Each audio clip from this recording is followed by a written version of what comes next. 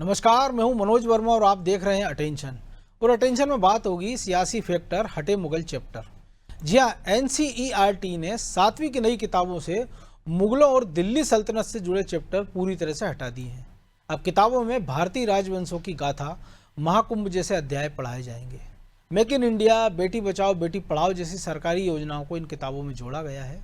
और एनसीईआरटी के इस फैसले पर सियासत शुरू हो गई है। कांग्रेस इसे राजनीतिक चश्मे से देख रही है, तो बीजेपी कह रही है कि अब बच्चों को असली भारत का इतिहास पढ़ाया जा रहा है। लेकिन सवाल यह है कि क्या यह बदलाव के पीछे पॉलिटिकल प्रेशर है या शिक्षा के सुधार के जरिए भारतीय संस्कृति से बच्चों को जोड़ने का प्रयास है। आज चर्चा इन्हीं सवालों के आसपास करेंगे, लेकिन पहले रिपोर्ट देखिए।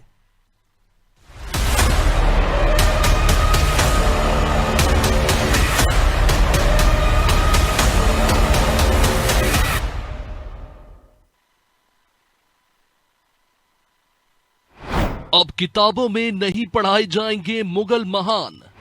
एनसीईआरटी की किताबों से हटा मुगलों का नामो निशान। किताबों में मुगलों को महान किसने बताया, इस पर सियासत कई सालों से चल रही है। लेकिन अब एनसीईआरटी ने बड़ा बदलाव करते हुए कक्षा 7 की नई किताबों से मुगल और दिल्ली सल्तनत के चैप्टर्स को पूरी तरह से हटा दिया है। यानी अब बच्चों को भारत के प्राचीन साम्राज्य, तीर्थ स्थानों और महाकुंभ की गाथाएं पढ़ाई जाएंगी। अब किताबों से इन चैप्टर्स को हटाने के पीछे नई शिक्षा नीति को कारण बताया जा रहा है। वही बीजेपी इस फैसले को इतिहास में भारतीय गौरव को नई पहचान देने से जोड़ रही है। 50 सालों तक देश में तुष्टीकरण की राजनीति के लिए गलत इतिहास पढ़ाए गए। अकबर, बाबर, औरंगजेब को महान बनाया गया और देश के असली महापुरुषों, चाहे छत्रपति शिवाजी हो, महाराणा प्रताप हो, उनको इतिहास में कमतर बताया गया। अब नई शिक्षा नीति के तहत जो त्रुटियां थी उनमें सुधार किया जा रहा है। देश की नई पीढ़ी को सही इतिहास जानना आवश्यक है। कोविड महामारी के दौरान 2022-23 में एनसीईआरटी ने पहले ही मुगल और दिल्ली सल्तनत पर आधारित हिस्सों को कम कर दिया था। लेकिन अब नई किताबों में इन्हें पूरी तरह से हटाने का फैसला किया गया है। लेकिन बदलाव की इस कहानी पर सियासत भी गर्मा गई है। कांग्रेस का नजरिया इसको लेकर अलग है। पाठ्यक्रम की पुस्तकों से अगर हम कुछ पन्ने हटा देते हैं, कुछ अध्याय समाप्त कर देते हैं, तो इतिहास समाप्त नहीं होता। इतिहास तो यथावत रहता है। बच्चों हर इतिहास की जानकारी होना चाहिए। हमारे देश का पुराना इतिहास है, मुगलों की जानकारी होना चाहिए, मुगलों की सल्तनत की जानकारी होनी चाहिए। फिर इतिहास जो पूरा देश का स्वर्णिम इतिहास है, जैसा भी इतिहास है, उस इतिहास के बच्चों को पूर्णतः शब्दशः जानकारी होना चाहिए, ना कि एक तरफा भाजपा को महिमा मंडित करने का क्या अध्याय जोड़ा जाना चाहिए। पाठ्य पुस्तक में सरकारी योजनाओं जैसे make in India, Beti Bachao Beti Padhao और अटल सुरंग का भी जिक्र है। खैर, असल जंग किताबों की नहीं, सोच की है। इसलिए अब सवाल उठ रहे हैं कि क्या इतिहास का नया पाठ भविष्य की नई सोच बनाएगा या किसी विचारधारा के रंग में रंग जाएगा। देश के बच्चों के मन में अब कौन सी पहचान अंकित होगी? ब्यूरो रिपोर्ट, अनादि टीवी।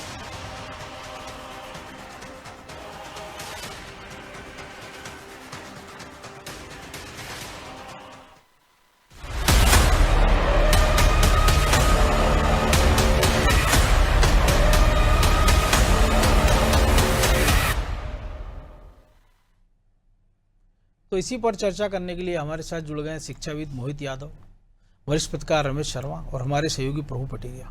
वो स्वागत है मोहित जी आपका अनादि टीवी में। और इस बदलाव को आप कैसे देखते हैं? सियासी नजरिया या वाकई लगता है कि बच्चों को जो इतिहास पढ़ाया जा रहा था या जो उसमें बदलाव किए हैं एनसीईआरटी ने, वो ज़्यादा बेहतर है? सबसे पहले मैं शिक्षाविद हूँ और कि मैं प्रिंसिपल भी हूँ, डायरेक्टर जी, भी हूँ और बिल्कुल। शिक्षा के कार्य कर रहा हूँ। तो मैं इसको शिक्षा की दृष्टि से ही देखता हूँ, जी, क्योंकि बिल्कुल। सियासी मेरा दृष्टिकोण नहीं होता है। और शिक्षा की दृष्टि से देखा जाए तो बदलाव जरूरी है। हम अपने बच्चों को इतिहास जो पढ़ा रहे हैं वो सदियों पुराना इतिहास पढ़ा रहे हैं। हम आजादी से पहले का इतिहास तो पढ़ा रहे हैं, लेकिन आजादी को लिए आज हमें 75 साल हो गए और ये 75 साल का एक नया इतिहास खड़ा हो गया है। हम ये बच्चों को कभी नहीं पढ़ाते हैं। बाकी जो अब ये एनसीईआरटी ने बदलाव करके, जैसे make in India, Beti Bachao Beti Padhao और बहुत सारी ऐसी चीजें हैं जैसे अटल टनल, इन सब चीजों को इनकॉर्पोरेट किया है, इंक्लूड किया है। तो शायद ये बहुत जरूरी है कि बदलाव के साथ नया इतिहास पढ़ाया जाए, आजादी के बाद का इतिहास पढ़ाया जाए, पहली चीज। जी। दूसरी चीज, जब हम इतिहास पढ़ा ही रहे हैं और चीजों को बदल रहे हैं, तो क्यों नहीं इतिहास के उस दौर को भी पढ़ाया जाए जिससे हमारे आने वाली जनरेशन में या बच्चों में वो भाव पैदा हो सके कि हमारा भारत कितना महान था, हमारे भारतीय संस्कृति कितनी बड़ी थी, कितनी ताकतवर थी और कितनी पौराणिक थी और कितनी अच्छी थी। ये संस्कृति को तो नहीं पढ़ाया गया, हमने उस संस्कृति के पार्ट को हटा दिया था। शायद किसी भी तरीके से जो भी रहा हो, उस वक्त वो चीजें नहीं रही। अब अगर ये बदलाव के साथ में हम महाकुंभ को और ये नई नई चीजों को जो हमारी संस्कृति के जी। पार्ट है, हम उसको भी इतिहास में इंकॉर्पोरेट करते हैं, लेकर आते हैं, तो शायद ये बहुत जरूरी चीज रहेगी और इससे हम आने वाली जनरेशन को कुछ नई सीख दे पाएंगे, हम अपने संस्कारों से जोड़ पाएंगे, हम भारतीय सभ्यता से जोड़ पाएंगे जो हमारी एक्चुअल सभ्यता रही है। तो आपको लगता है कि और वो बाकी के जो आगे की क्लासें हैं और भी जो चीज़ें जुड़ी हुई हैं, कई सारे चैप्टर्स को लेकर विवाद होता रहता है कि यह कम्युनिस्टों ने लिखा है या कम्युनिस्टों के नज़रिए से लिखा गया है या बायस्ड होकर लिखा गया है, उसमें भी बदलाव की ज़रूरतें हैं? बिल्कुल, बदलाव अगर हम कर ही रहे हैं तो बदलाव क्लास बाय क्लास होना चाहिए, दर बाय दर होना चाहिए, हर एज ग्रुप के अकॉर्डिंग होना चाहिए। किस एज ग्रुप में क्या चीज होनी चाहिए उसको उसके मुताबिक इतिहास पढ़ाया जाना चाहिए। और इतिहास ही नहीं, भूगोल भी पढ़ाया जाना चाहिए। भूगोल में ये कब पढ़ाते हैं हम कि भारतीय जो देश था उसकी सीमाएं कहाँ तक थी। अब जी। वो भारत की सीमाएं जो है वो बहुत कम रह गई हैं, उतना ही पढ़ाया जाता है। जबकि भारत की सीमा एक समय था जो अपना पुराना अगर नक्शे को देखा जाए, वो नक्शा तो हमारे इतिहास में से और हमारी किताबों में से गायब हो गया। हमने उसको पढ़ाया ही नहीं कभी, हम उसको पढ़ा बताते ही नहीं बच्चों को कि भारतीय जो सीमाएं हैं वो अफगानिस्तान तक फैली हुई थी, इतनी दूर तक थी, और हमारा ये साम्राज्य था, भारतीय साम्राज्य इतना बड़ा था। ये चीजें तो पढ़ाया नहीं कभी किसी ने। लेकिन अब हम पढ़ाते क्या है कि भारत परातंत्र देश था, इतनों ने राज्य किया, यहां से यहां तक मुगलों ने राज किया, उसके बाद ब्रिटिशर्स ने राज किया। अरे हम हमारे बच्चों में ही हीनता की भावना पैदा करते हैं। हम ये बताते ही नहीं है कि भारत एक सोने की चिड़िया रहा है, जिस सोने की चिड़िया को देख के लोग यहाँ पे आए, जिन्होंने आक्रमण किया और हमको कब्जा किया। लेकिन हमारी सभ्यता बहुत स्ट्रांग थी जो जी। इतने आक्रमण के बाद भी आज भी यथाचित खड़ी है। ये बात हम अपने शिक्षकों से कहलवाते ही नहीं है। कहलवाते क्या है? जो किताबों में लिखा हुआ है। अब शिक्षक तो वही बता रहा है, जो किताब है उसको सिलेबस ही पढ़ाना है, आउट ऑफ सिलेबस वो जाते नहीं है। तो बस मैं यही कहना चाह रहा हूं कि इस बदलाव जरूरी है कि इतिहास की किताबों को बदला जाए, कुछ नए चैप्टर्स जो भारतीय बच्चों में भारतीयता लेकर आए, हमारी संस्कृति को लेकर आए, हमारे बच्चों में अपना विश्वास जगाएं और अपने भारत के प्रति एक नया दौर जगे, जिसमें उनको विश्वास हो कि हमारा भारत कितना प्रगतिशील और कितना बड़ा देश था, कितना पौराणिक देश था, कितना महान देश था। ये भाव जागना चाहिए। शर्मा जी, आप कैसे देखते हैं इस बदलाव को? क्योंकि हमने जो अभी यादव जी ने भी कहा है, तो हम तो देख रहे हैं जो आक्रांता वो महान हो गए, और जो हमारे स्वतंत्रता सेनानी थे या जो शासकों ने लड़ाइयाँ लड़ी देश के लिए, हमने उनके लिए छोटे छोटे चैप्टर में बांट दिया कि वो घास की रोटी खाते थे, जंगल में घूमते थे। लेकिन जो उन्होंने पराक्रम दिखाया वो उतना विस्तृत रूप में कभी नहीं पढ़ाया गया जो वास्तव में था या पढ़ाया जाना चाहिए था। ये बिल्कुल आपने ठीक कहा। ये जो बदलाव हुए हैं मेरी दृष्टि में ये स्वागत योग्य है, और ये अभी पहला कदम है। और मेरी दृष्टि में पाठ्यक्रमों में जो बदलाव होना चाहिए ये मुश्किल से अभी 10% ही बदलाव है। और उसका कारण ये है कि कहीं ना कहीं जो हमारी सहिष्णुता थी और जो हमारी उदारता थी, तो हमने अपनी सहिष्णुता और उदारता के लिए, जैसे 15 अगस्त 1947 में हम स्वतंत्र हुए, तो हमने अपना नया कुछ लागू नहीं किया। आप कल्पना कर सकते हैं जो का त्यों उनका जो अंतिम वायसराय था वो हमारा पहला गवर्नर जनरल था। पूरी शिक्षा व्यवस्था जो की त्यों हमने ली। और हमारे पहले जो 10 वर्ष में जो हमारे उच्च शिक्षा मंत्री रहे हैं केंद्र सरकार में, वो भारत में जन्मे ही नहीं थे, वो भारत की कोई भाषा को नहीं जानते थे। वो जो अंग्रेजों का सिस्टम था शिक्षा व्यवस्था का, वो ज्यों का त्यों लिया। आगे चल करके उसमें ऐसे फिर षड्यंत्र भी हुए, कुछ नए लोग ऐसे जुड़े जी। जो चाहते नहीं थे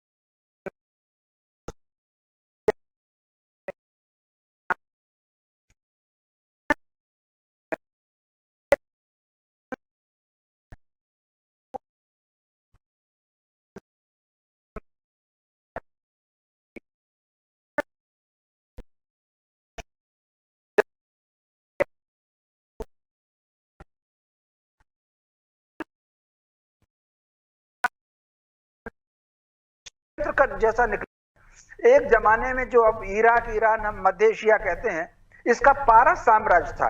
पारस शब्द पर्श धातु से बनता है, वो संस्कृत की शब्द से पारस बनता है, यही शब्द बिगड़ करके फारस बना। और सिकंदर जब आया है भारत में, तो तब वहां पर ये इराक, ईरान नाम नहीं थे, पारस साम्राज्य नाम था। पारस शब्द ही बिगड़ करके फारस बना और बाद में सारे के सारे टुकड़े हुए। तो कुल मिलाकर के ये जो हमारा अद्वितीय इतिहास है, अभी जो उन्होंने शुरू किया है, ये पहला चरण है, जिसमें उन्होंने कुंभ भी जोड़े हैं, चारों धाम भी जोड़े हैं। तो मैं समझता हूं ये जो गौरवशाली भारत के पूर्वजों की परंपरा है। एक छोटा सा उदाहरण देता हूं, कैसा झूठ हमको पढ़ाया जाता है। अकबर को महान लिखा, ठीक है, जो लोग भी महान मानते हैं उसको मानते रहे। आप कल्पना कर सकते हैं अकबर के काल में उसका साम्राज्य जितना बड़ा था, उससे ज्यादा भौगोलिक क्षेत्र विजयनगर साम्राज्य का था। लेकिन कुल मिलाकर के ये सारी की सारी चीजें हटाई गई। वो गौरवशाली प्रसंग जो पाठ्यक्रम में होना चाहिए था। एक छोटा सा उदाहरण देता हूं जी। एक बनवासी बालिका थी, कालीबाई, राजस्थान की थी। उसने जब देखा कि अंग्रेजों की पुलिस उसके गुरु को पकड़ करके ले जा रही है, बहुत बारीक पॉइंट है यहाँ पर मनोज जी, बनवासी बालिका, तो उसने पुलिस पर हमला किया और वो बलिदान हुई। क्या इस तरह के प्रसंग हमारे पाठ्यक्रम में है? वो उदा पासी थी, वंचित वर्ग की महिला थी, लखनऊ की। उसने अपने अकेले में हरी साड़ी पहन करके पेड़ पे चढ़ करके 1857 की क्रांति में 22 लोगों को मारा।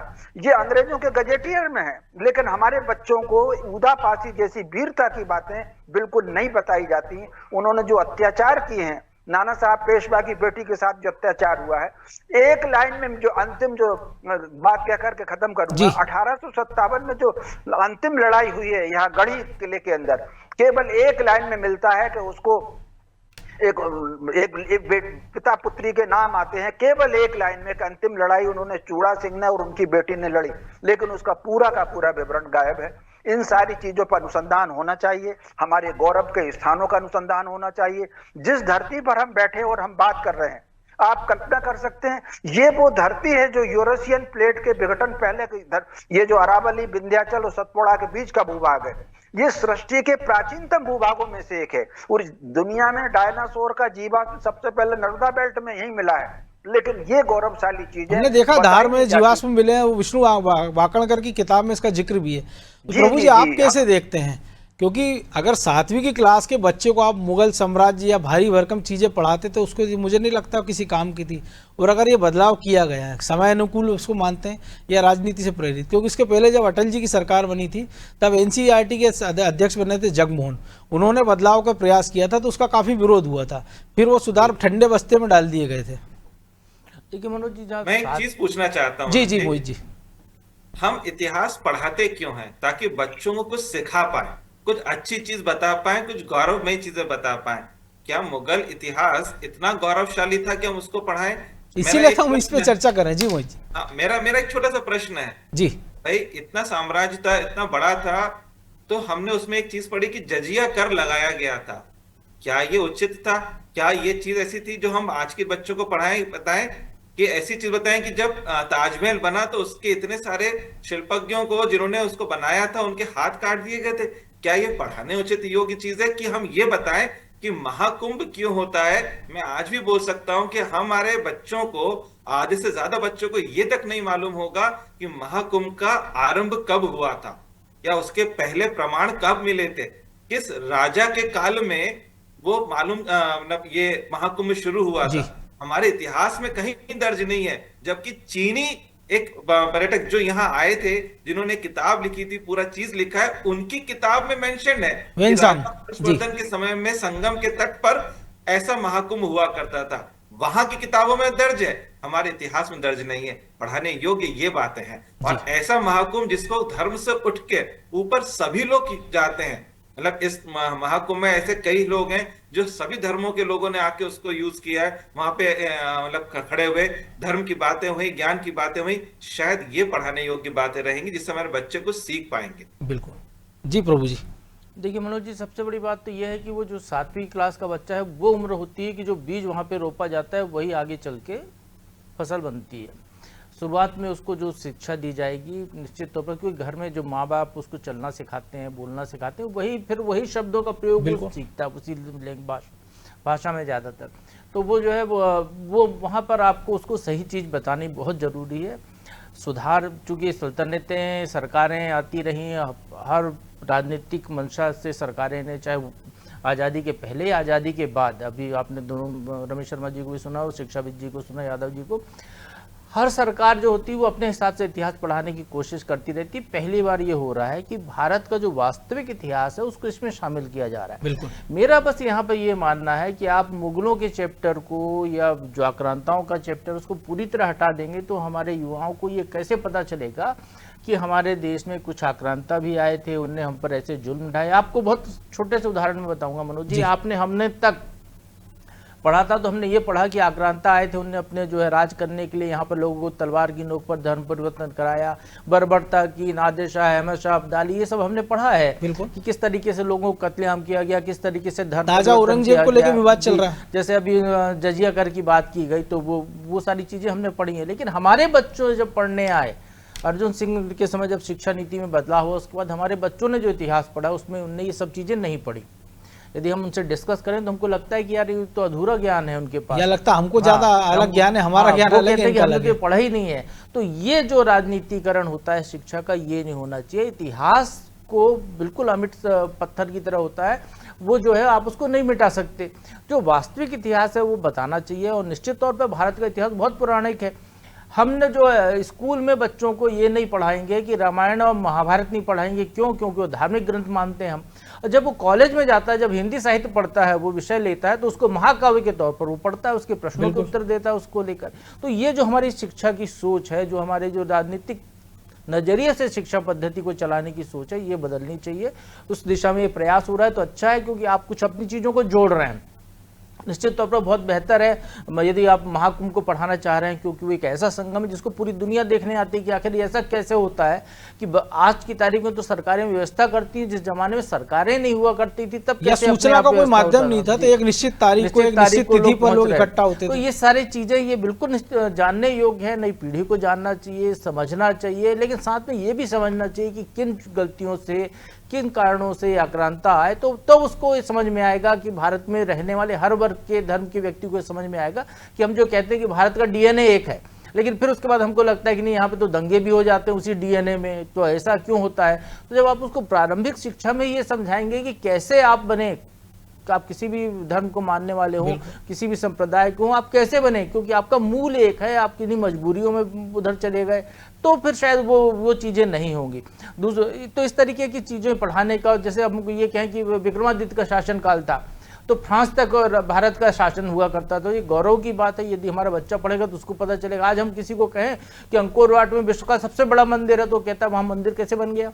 कंबोडिया, जी हाँ, कंबोडिया में अंकोर वाट है, वहाँ मंदिर कैसे आ गया, कहाँ हो गया, उसको यही पता ही नहीं चलता कि हर्षवर्धन के समय में हमारा वहाँ तक सरकारें हुआ करती, हमारा साम्राज्य था, हमारा देश का हिस्सा हुआ करता था। या जिस अफगानिस्तान पर अमेरिका रूस शासन नहीं कर पाया, हमारे सिख साम्राज्य वहाँ तक हिस्सा था। सबसे बड़ी बात है ना कि हर घर में बच्चा जानता है गंधारी को, हर बच्चा जानता है गंधार नरेश को, लेकिन वो जो है वो आज कंधार हो गया तो उसको नहीं जानता वो, तो उसको ये बताना पड़ेगा ना। तो ये सारी चीज़ें बतानी पड़ेगी। जब आपको इतिहास जानेंगे तो इतिहास की गलतियों को समझेंगे, गलतियों को समझेंगे तो इतिहास से सबक लेकर फिर आपके देश का और अपने समाज का भविष्य निर्माण की कोशिश कर पाएंगे। तो इसी तरीके से वो पौध तैयार होगी। रमेश शर्मा जी ने बहुत अच्छी बात कही। हमने जो है निश्चित तौर पर गलतियाँ की, हमने नया देश बना था, अंग्रेजों की इतिहास को हमने जो शिक्षा पद्धति को ज्यों करते हो ले लिया, आज तक मैकाले को ढोते रहे, लेकिन अब कब तक ढोते रहेंगे? हमको अपनी चीज़ों को भी जानना चाहिए, क्योंकि हम उनसे ज़्यादा समृद्ध हैं।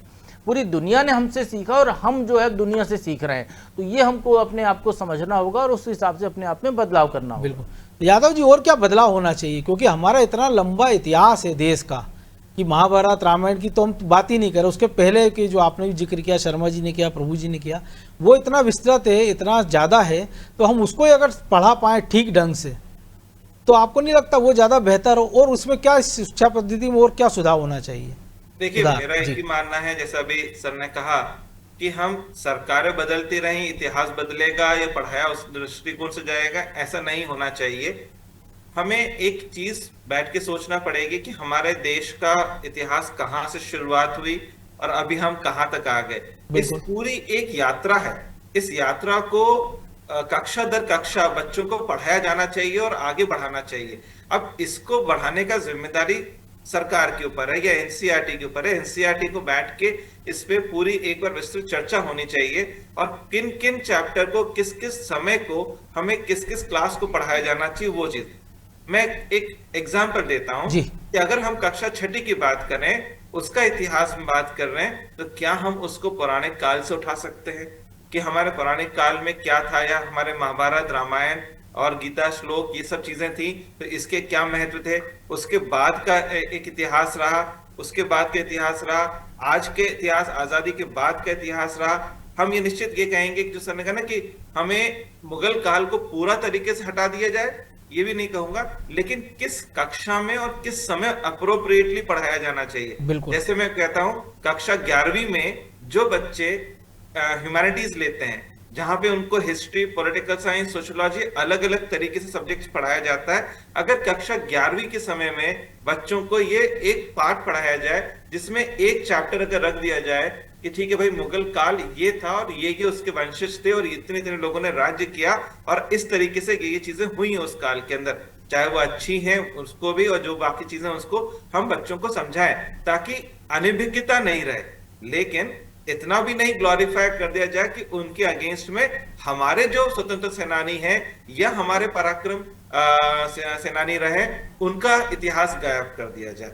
तो दोनों तरीके से एडिट करना चाहिए और मेरा ऐसा मानना है करंट टाइम में हम आजादी के बाद के जो 75 साल हो चुके, इसका एक लंबा दौर हो चुका है, इसके एक इतिहास को भी मॉडर्न हिस्ट्री के नाम पे पढ़ाया जाना चाहिए। जैसे हम फिजिक्स की बात करते हैं, हम फिजिक्स पढ़ाते हैं और अब एक नया चैप्टर जुड़ गया मॉडर्न फिजिक्स, जिसमें हम नई फिजिक्स को पढ़ाते हैं। ऐसे ही हिस्ट्री और एक मॉडर्न हिस्ट्री ये इस टाइप से हमको पढ़ाया जाना चाहिए। चेंजेस यहाँ पे रिक्वायर्ड। शर्मा जी, चेंजेस क्रम दर क्रम होना चाहिए, लेकिन आपको नहीं लगता फिर अब बहुत इंतजार अब नहीं करना चाहिए? 75 साल हो चुके हैं, ये बदलाव जितनी जल्दी हो जाए उतना अच्छा है।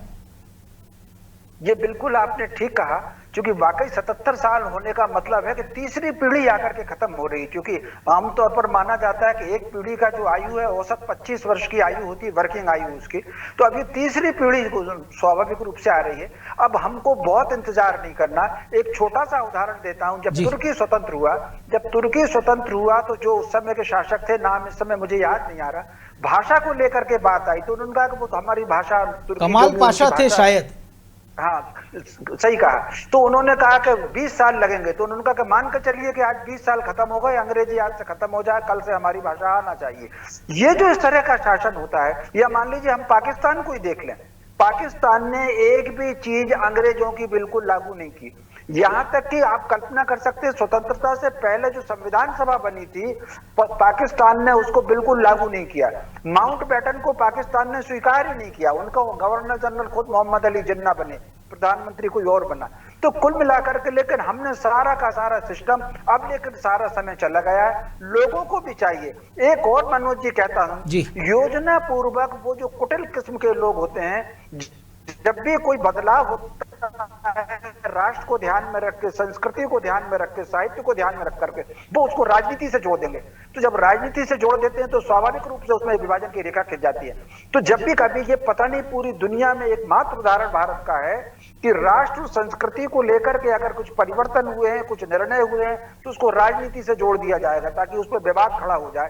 तो मैं समझता हूं इन सब चीजों से, किसी भी विरोध से बिना परवाह किए हुए ये सारा सिलसिला आना चाहिए। कितनी विसंगति है, एक छोटा सा उदाहरण देना चाहता हूं जी।